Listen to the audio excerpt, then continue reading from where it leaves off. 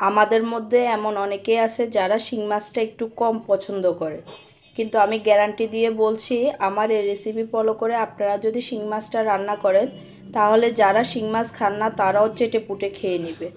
আসসালামু আলাইকুম, ibis recipe and remedy থেকে সবাইকে স্বাগতম। আজকে আমি আপনাদের জন্য ঝালঝাল শিং মাছ ভুনা নিয়ে এসেছি। চলুন কথা না বাড়িয়ে মূল রেসিপিতে চলে যাই। শিং মাছ রান্নার জন্য আমি এখানে 500 গ্রাম শিং মাছ কেটে ধুয়ে লবণ দিয়ে ভালোভাবে পরিষ্কার করে নিয়েছি। এখন আমি এর মধ্যে দিয়ে দিচ্ছি 1 ফালি লেবুর রস।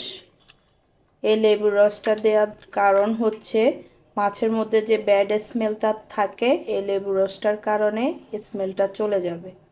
এখন আমি মাছটাকে ভালোভাবে মেখে একটা সাইডে 10 মিনিটের জন্য রেখে দিব। এ পাকে আমি মাছের মশলাটা কষিয়ে নিব। শিং মাছটা রান্নার জন্য চুলায় আমি একটি পাত্র বসিয়ে দিয়েছি। এখন আমি এর মধ্যে দিয়ে দিচ্ছি 1/2 কাপ পরিমাণ তেল। তেলটা ভালোভাবে গরম হয়ে যাওয়ার পর আমি এখন এর মধ্যে দিয়ে দিচ্ছি 1 কাপ পেঁয়াজ কুচি, দিয়ে দিচ্ছি 2টা কাঁচামরিচ ফালি। পেঁয়াজটাকে আমি এখন ভালোভাবে নেড়ে চেড়ে বাদামি করে ভেজে নিব। পেঁয়াজটা নেড়ে চেড়ে বাদামি করে ভেজে নেওয়ার পর আমি এখন এর মধ্যে দিয়ে দিচ্ছি 1 টেবিল চামচ আদা রসুন বাটা। আদা রসুনটা দেওয়ার পর এগুলোকে আমি ভালোভাবে পেঁয়াজের সাথে মিশিয়ে নিয়েছি।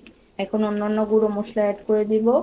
প্রথমে দিচ্ছি 1 চা চামচ হলুদের গুঁড়া, 1 চা চামচ মরিচের গুঁড়া, ঝালটা আপনারা আপনাদের পছন্দ মতো দিয়ে দিবেন। দিচ্ছি 1 চা চামচ ধনিয়ার গুঁড়া, দিচ্ছি 1/2 চা চামচ ভাজা জিরার গুঁড়া, দিচ্ছি স্বাদ মতো লবণ।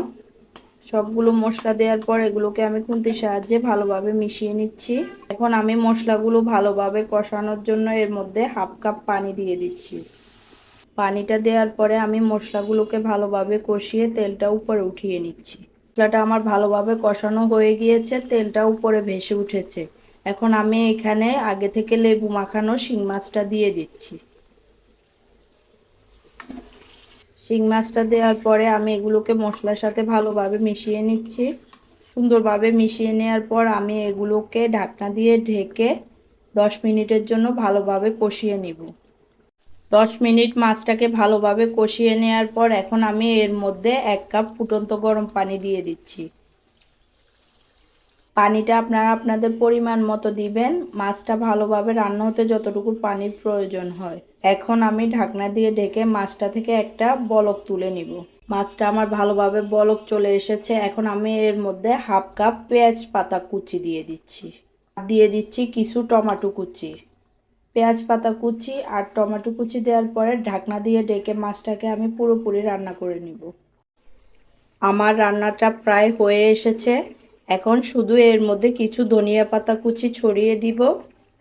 এরপর 5 মিনিট ঢাকনা দিয়ে ঢেকে দমে রেখে দিলে আমার রান্নাটা সম্পূর্ণ হয়ে যাবে। এরপর পরিবেশন করে আপনাদেরকে দেখাচ্ছি। আমার মাছটা প্লেটে তুলে পরিবেশন করে নেওয়া হয়ে গিয়েছে। এখন শুধু গরম গরম ভাত আর এই শিং মাছ আর 1 টুকরো লেবু, আর কিছু কি লাগে? আপনারা যদি এই শিং মাছটা রান্না করেন তাহলে খুব মজা করে ভাতটা খেয়ে নিতে পারবেন।